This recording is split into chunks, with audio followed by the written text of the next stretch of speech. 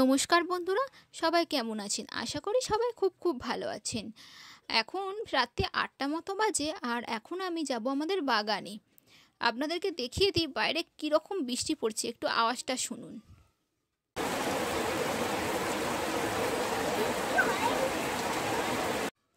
আপনারা ভাবছেন তো যে এত রাতে আমি বাগানে কি করতে যাব?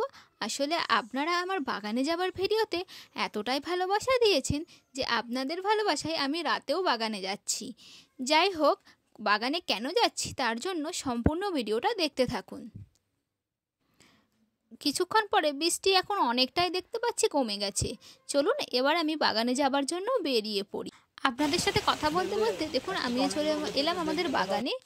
আর এখন দেখতে পাচ্ছেন বৃষ্টি এখন কিছুটা হলেও কমেছে কিন্তু। আর এই যে দেখুন আমাদের সেই কাঁঠাল গাছ, যেটা অন্ধকারে হয়তো খুব একটা বোঝা যাচ্ছে না, তাও আপনাদেরকে দেখিয়ে দিচ্ছি। একটা কাঁঠাল হয়তো বোঝা যাচ্ছে দেখুন, আর নিচে বৃষ্টির জল দেখুন।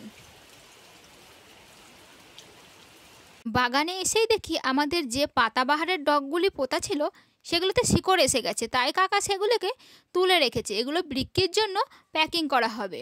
কালকে সকালে লোক আসবে, এসে এগুলোকে নিয়ে যাবে। চলুন আপনাদেরকে সামনে থেকে একটু দেখিয়ে দিই। এই যে দেখুন, এই যে পাতাবাহার গাছে আমাদের শিকড় এসে গেছে। এইরকম শিকড় কিন্তু প্রত্যেকটা ডগেতেই আছে, আর এইভাবেই কিন্তু এগুলোকে রেডি করতে হয়। এই যে দেখুন বন্ধুরা, কাকাকে বলতে কাকা এরকম দুটো প্যাকিং করে রেখে দিয়েছে আপনাদেরকে দেখানোর জন্য। এই একটা প্যাকিংয়ে কিন্তু 25টা করে গাছ রয়েছে, মানে একটা বান্ডিলে 25টা করে রয়েছে। এরকম করে এক পেটি ভর্তি করা হবে। এখানে মোট ওই 2500 মতো গাছ রয়েছে। চলুন আপনাদেরকে একটু দেখাই যে পাতাবাহারের পাতাগুলো ঠিক কী কী কালারের হয়। একটু আগে যেটা দেখালাম সেটা একটু লাল মতো ছিল, এটা আবার একটু হলদে হলদে টাইপের। এরকম কত রকম রয়েছে দেখুন, এটা আবার সবুজ, অনেক মিক্স কালারে এখানে রয়েছে। এটা দেখুন আবার একটু অন্যরকম কালার।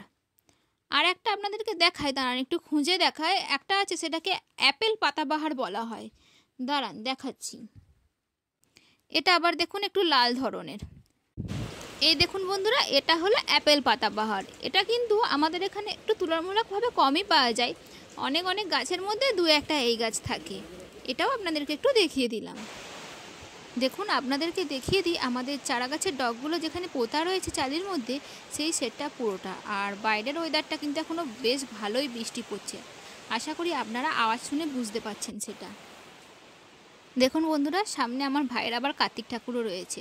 যাই হোক, এই যে সামনের গাছগুলো দেখতে পাচ্ছেন এগুলো কিন্তু ডালিয়া গাছ, সামনে পনসিটিয়া গাছও আছে। এখানে ডালিয়ার মাদার গাছ রয়েছে মেনলি। আর এইগুলো হলো যে চালিতে যেগুলো পোতা রয়েছে এগুলো হলো চন্দ্রমল্লিকা, এগুলো বিক্রির জন্য রেডি করা হচ্ছে। এই যে দেখুন বন্ধুরা, যে চালিগুলো এখানে খালি রয়েছে না, এগুলোতে একটু আগে পাতাবাহার পোতা ছিল, যেগুলোকে কাকা কিন্তু তুলে নিয়েছে এখন, তাই চালিগুলো এরকম খালি পড়ে আছে। এগুলোকে আবার পরে রেডি করতে হবে। যাই হোক, আপনাদেরকে তো বাগানের এই সেটের ভিডিওটা দেখিয়ে দিলাম। এবার চলুন আপনাদেরকে দেখায় আমি যে উদ্দেশ্যে অ্যাকচুয়ালি এখন বাগানে এসেছি। অনেকক্ষণ ধরে আপনারা ওয়েট করছেন বুঝতেই পারছি। এই দেখুন বন্ধুরা, এটা হলো আমাদের নিশিপদ্মের গাছ। আর এই কারণেই আমি এখন বাগানে এসেছি আপনাদেরকে এই নিশিপদ্ম ফুলগুলো দেখাবো বলে। ভাবছেন তো নিশিপদ্ম ফুল দেখাতে আবার রাত্রেবেলা কেন আসলাম? আসলে নিশিপদ্ম ফুল না রাতের বেলায় ফুল।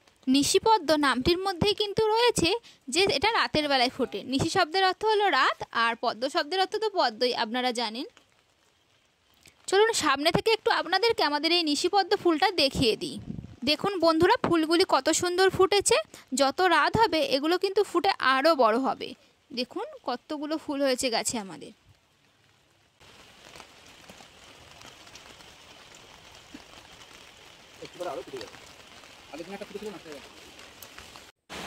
বাইরে এখন প্রচণ্ড বৃষ্টি পড়ছে আর আমি এখন বাগানেই আছি।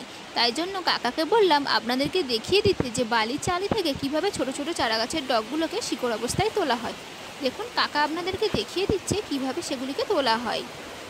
যেহেতু আমাদের এই চারা গাছের ডগগুলোতে এখনও সেভাবে খুব একটা ভালো করে শিকড় আসেনি, তাই কাকাকে বললাম যে সেগুলোকে যেন পুনরায় আবার বালির চালিতে পুঁতে দেয়। আপনাদেরকে নিয়ে চলে এলাম আমাদের আরও একটি সেটে। দেখুন সামনের এগুলো জারবেরা, তারপরে রয়েছে চন্দ্রমল্লিকা, আর ওই যে ধারেরগুলো দেখতে পাচ্ছেন না, ওগুলো হলো পাতাবাহার গাছের মাদার গাছ। এই যে একটু আগে আপনাদেরকে পাতাবাহার গাছের ডগ দেখালাম, তার মাদার গাছ। এই যে দেখুন বন্ধুরা, এই যে টবে গাছগুলো দেখতে পাচ্ছেন না, এগুলো আমাদের নতুন ডালিয়ার মাদার গাছ, যেগুলো সবে মাত্র রেডি করা হয়েছে। এগুলো কিন্তু বড় হলে এখান থেকে ছোট ছোট ডগ কাটা হবে।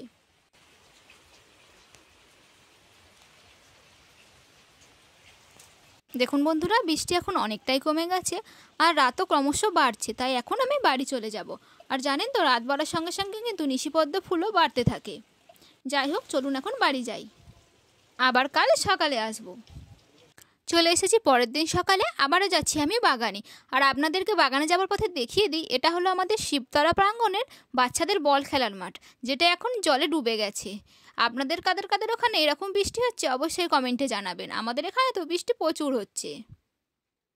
বৃষ্টির কারণে আমাদের এখানে সব পুকুরগুলি মোটামুটি ডুবে গেছে, আর কোনো কোনো ক্ষেত্রে তো অনেক জায়গাতে রাস্তায়ও জল উঠে গেছে। আপনাদের সাথে কথা বলতে বলতে আমি চলে এলাম আমাদের বাগানে, আর এসেই দেখি না কাকিমা এখানে বালির চালিগুলি রেডি করছে। তাই আপনাদেরকে একটু সামনে থেকে দেখিয়ে দিচ্ছি যে কিভাবে বালির চালি রেডি করে।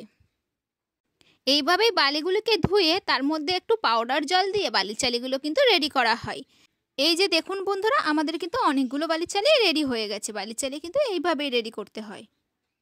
এই যে দেখুন বন্ধুরা, আমাদের যে নিশিপদ্ম ফুলগুলোকে আপনাদেরকে কালকে দেখালাম, সেগুলো কিন্তু আজকে সকালে পুরোপুরি নেতিয়ে গেছে।